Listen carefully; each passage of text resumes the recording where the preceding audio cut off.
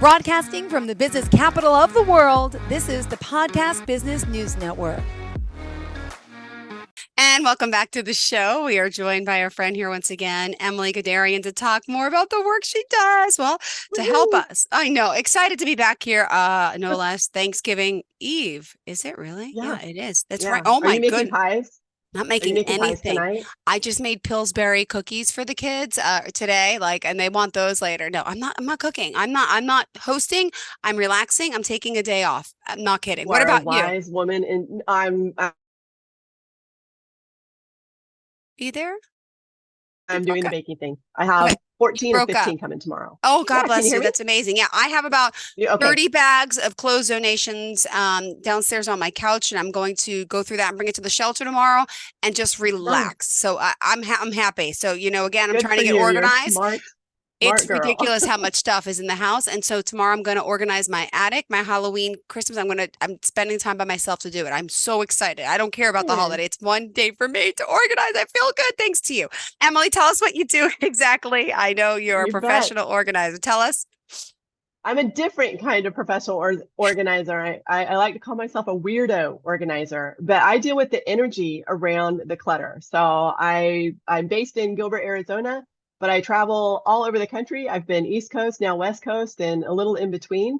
And I will help you with that emotional issue, because there's always one that's addressing the clutter that's behind the clutter. There's a reason there's clutter, and it's usually an unresolved emotional issue.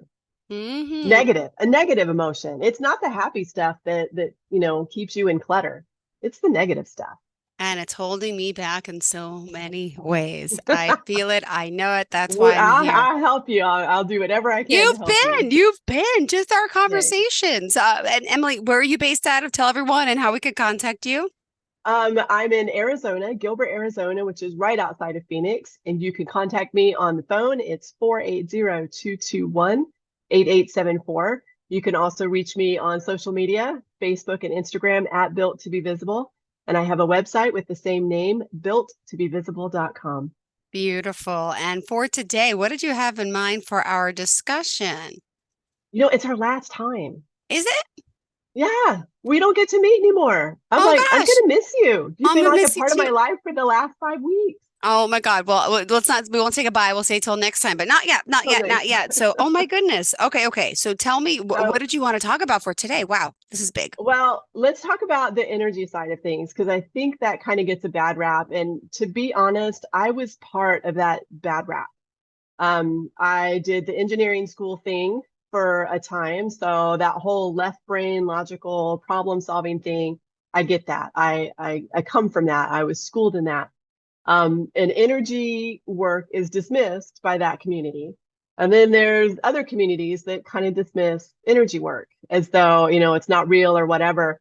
But the truth is, the science is catching up. What they used to call the aura, in the 70s, is actually your electrical biofield. I mean, we all know that the brain works on electrical impulses, the body works with the organs communicating, the thoughts, all of that stuff. That is on electrical energy. And anything that uses or consumes electrical energy has an electrical field, and that electrical field is energy. It's your what do we call it? Your electrical biofield is your aura. And so when we manage the energy, then that kind of changes your way of being. It is really a magical and a powerful impact that it has on people. We dismiss it as something of very little value, but I'm finding that it is quite powerful. And it's kind of like got me all like passionate and lit up inside to share this message that the clutter is actually an energetic thing. And there's a couple of different ways we can deal with the energy. But when we clean up that energy, it changes people's lives. I don't hear any other organizer talking about this. Like, I'm listening and nobody's saying this. So I feel like I gotta shout it from the mountaintop or something. Go stand high on the mountain. I can't sing, but yes, I mean, think about it. You've been doing this for how long? And you go to someone's home and you're saying always there's an underlying problem. not in a Yes, bad way, always. but Yeah, so the organizing I've been doing here and there, but the energy I learned that first. I learned that 10 years ago. And then I learned that was muscle testing that I learned. And then about 5 years ago, I learned more energy work through energy mastery. mhm. And I added that to my little skill set, having no idea at that point when I was learning it that I would be using it in organizing. What? That was not what I anticipated. So organizing, I've been doing on my own for about a year and a half. But very quickly, I was in these people's homes, and these people are overwhelmed, and they're struggling, and they're frustrated, and you can feel how painful this clutter is for them.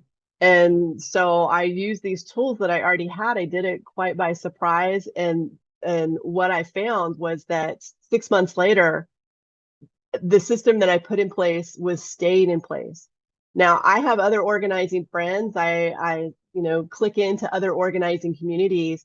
Organizers, their bread and butter is their repeat clients. And Mhm. I kind of I'm not about that. I I think that's I just don't think that's serving either the organizer or the client in the best interest. So that's the pattern of thinking, the industry norm that I want to break, that it should be one and done. And the reason it's one and done is because we dealt with the original trigger point in the beginning. And it's not about therapy, it's not about counseling, it's not about traditional Western modalities. It's just a matter of cleaning up the energy that's Mhm. always there with those negative emotions. That's what I do. That's how I help people. I put their systems in place, and that's how I help people find peace. I'm a facilitator. Love it. I love it. It's And so much fun. It's so oh, much fun. When people, like, at the end, you work hard, right? That's just the nature of it. But at the end, when you're standing beside somebody and they're weeping, and they're saying thank you, and you know it, you feel it, that they've got this brand new launch pad for whatever comes next in their life. Like, I got to partner with something powerful, and to be a part of that. yeah.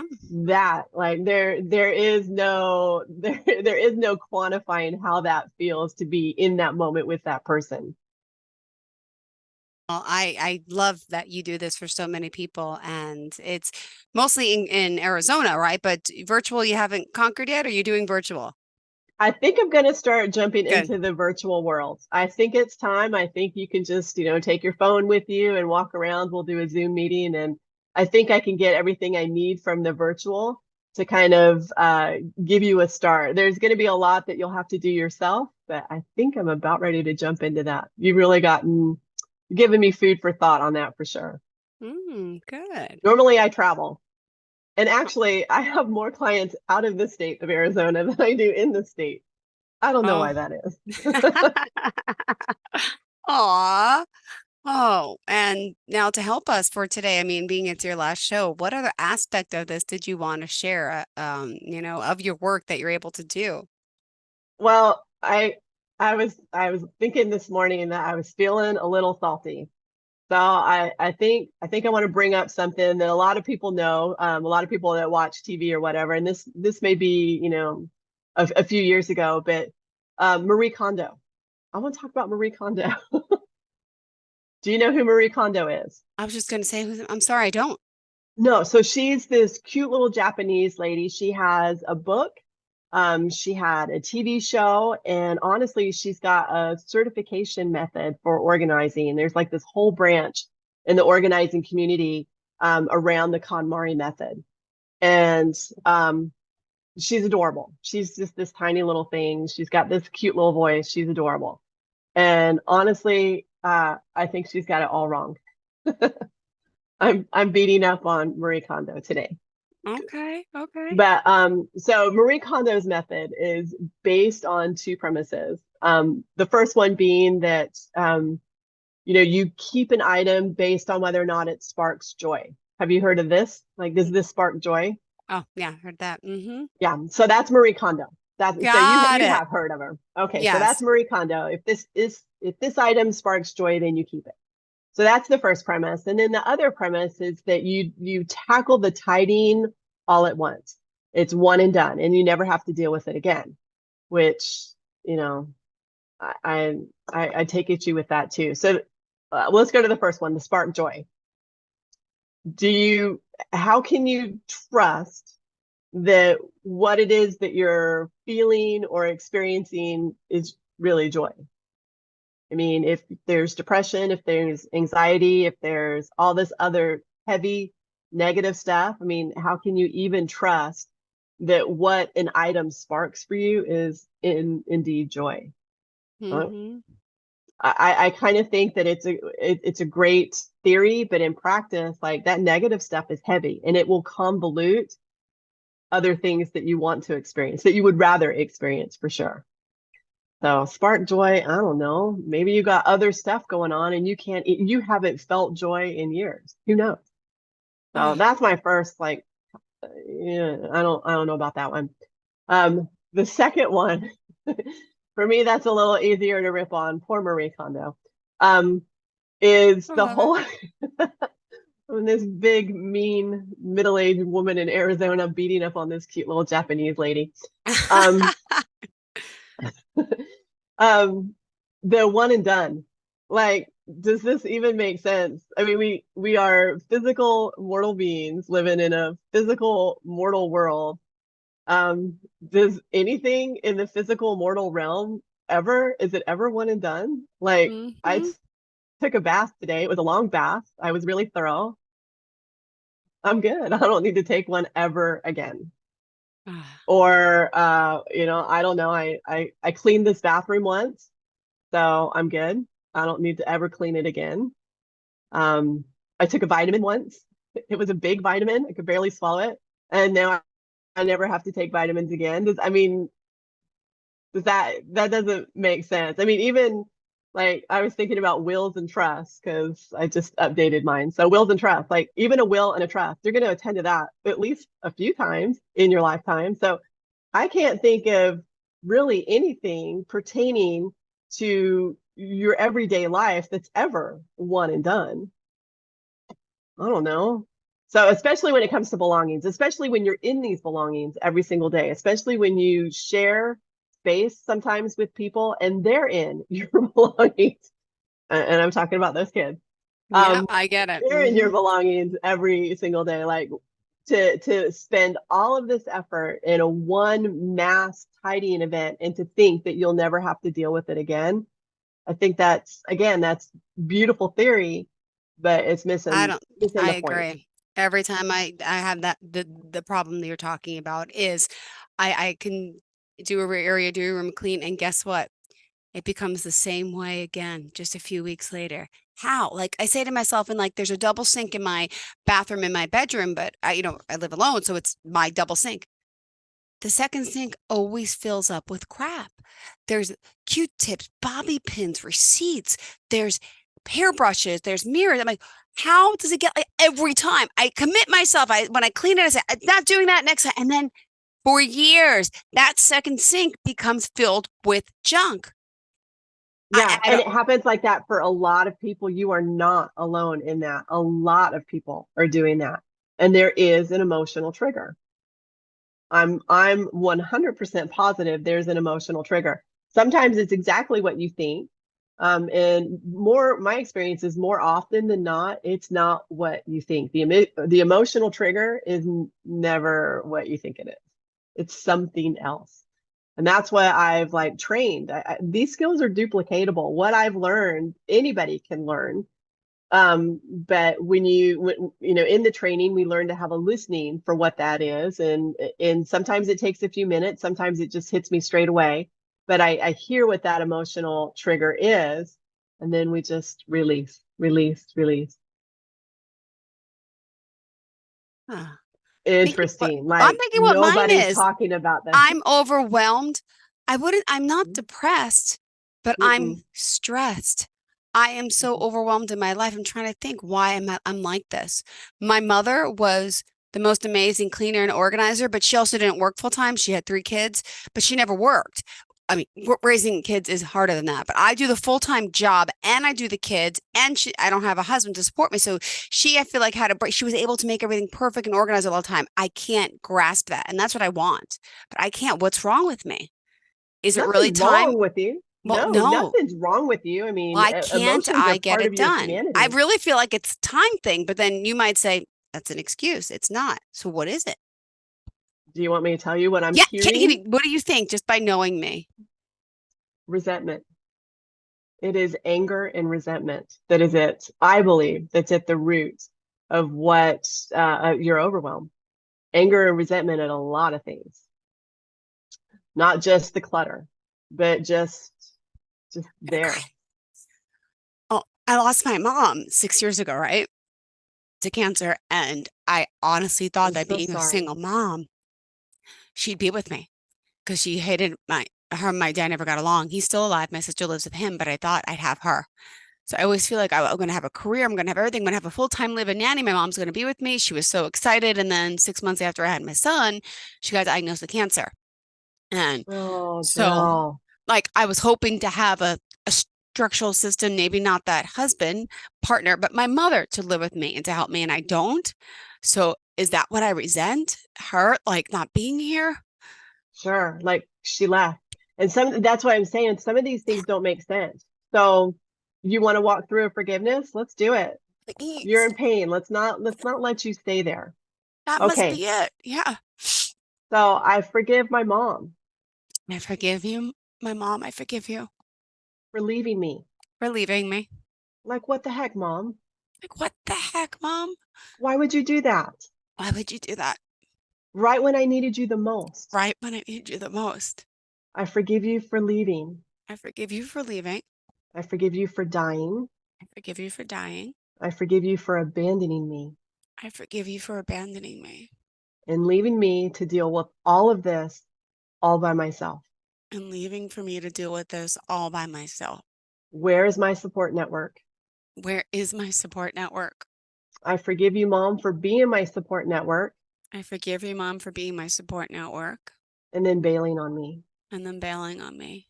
I forgive God I forgive God for taking my mom. for taking my mom. And then I forgive God And then I forgive God for making it so I can't feel her close by. for making it feel like I can't feel her. I can't feel her close by. Yeah. I forgive myself I forgive myself for being angry that my mom died. for being angry that my mom died. I forgive myself I forgive myself for judging and condemning myself for judging and condemning myself because I'm angry because I'm angry over somebody's passing. over I'm somebody's angry over passing, death. angry over death. I forgive myself I forgive myself for my judgments and condemnations of God. for my judgments and condemnations of God. Like, who's angry at God? Yeah. Yeah. I forgive myself for being angry at God. I forgive myself for being angry at God. I forgive myself for calling it anger. I forgive myself for calling it anger. When the truth of the matter, it is red hot rage that I feel Truth of the matter is, it's red hot rage that I feel because my mom left because my mom left and left me alone, and left me alone. and life got hard. I'm sorry, you It- broke up. Life got hard, Life got hard and I was left by myself and I was left by myself to deal with all of it. to deal with all of it. I forgive myself for my rage. I forgive myself for my rage.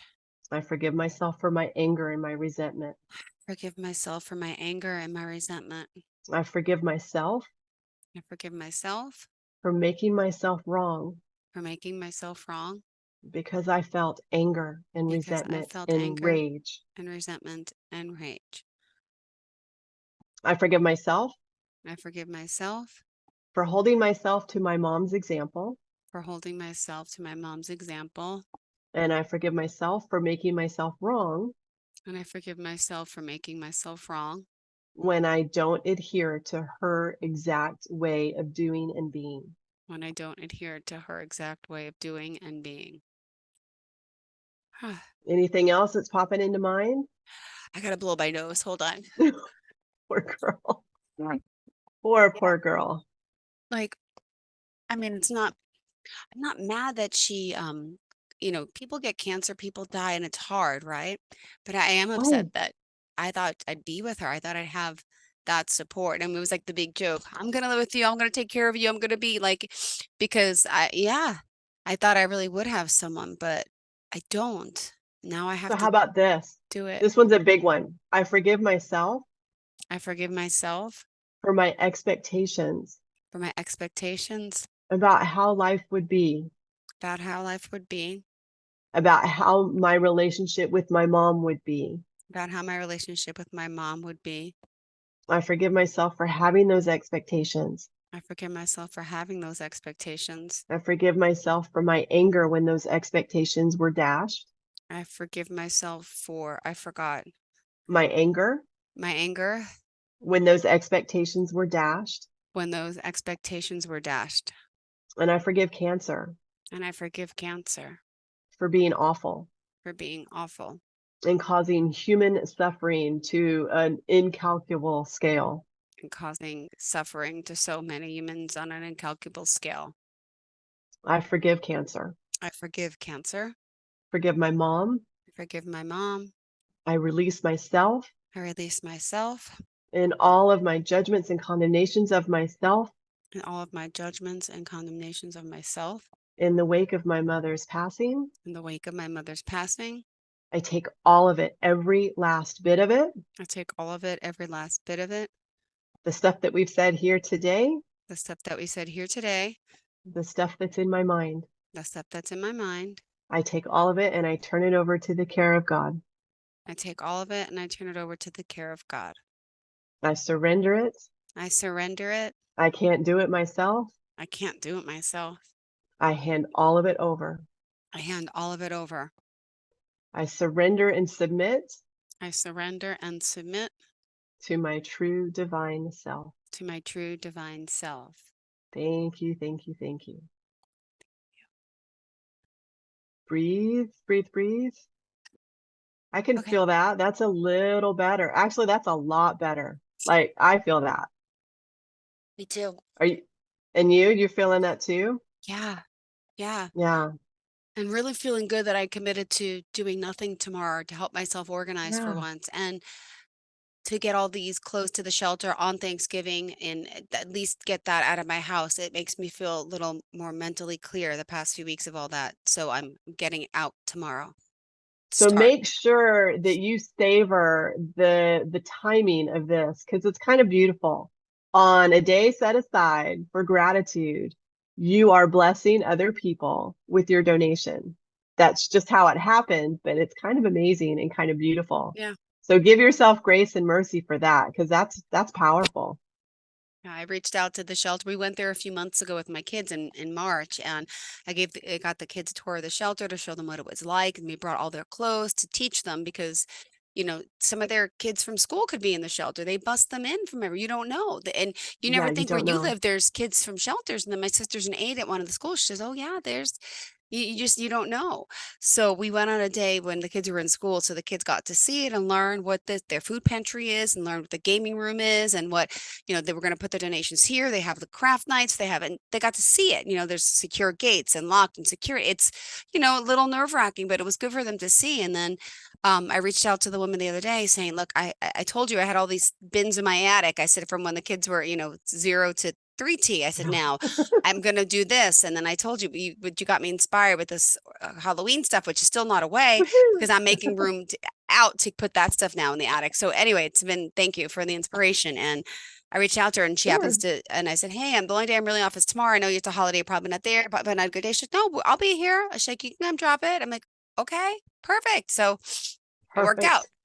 So I'll have a Those little, organizations are they do good work. They're miraculous. I love these local organizations. I seek them out in every town that I work in because they do good work. They yep, bless a lot of people, both the ones absolutely. who donate and the ones who receive as well. I love Yeah. that. Thank you. All right, Emily, thank you so much. We are out of time for today. Please keep in touch.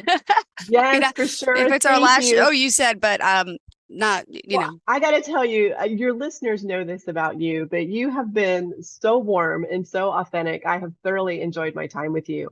I'm thank going to you. miss you. Don't make me cry again now. That's going to be a Thank full 20 you. minutes of crying. No, thank you for doing what you do and making people, helping them from the inside out, not just everything on the outside that needs to be done, but Yeah, working on their insides, which is important to help them with that work that they cannot do right. That's alone. the change that lasts, not Thank just you. fixing things on the outside. That's the change that lasts. Thank you, Emily. How can we contact you and reach out to you? Sure. My website is builttobevisible.com. You can find me on social media, Instagram and Facebook at Built to Be Visible. And I like phone calls. My number is 480. Somebody call me, please. Aw, 480-221-8874. perfect. Well, thank you so much, Emily. I'm going to get you on social media and we'll talk soon. Okay. Thank you. Sounds Pleasure good. Happy having you here. Thanksgiving. Happy Thanksgiving to you and your family. Best of luck with all you're doing. God bless. Thank you. Thank Enjoy. you. Bye. Are you looking for even more of the podcasts and hosts that you love? The Podcast Business News Network is proud to announce that you now have even more ways to listen live. Check out the MyTuner Radio, online radio box, and Simple Radio apps on iOS and Android, or find us online. Search for Business News Network on mytuner-radio.com, or search Podcast Business News Network on streama.com and onlineradiobox.com/US. Take your podcast on the go and don't miss a minute of the action.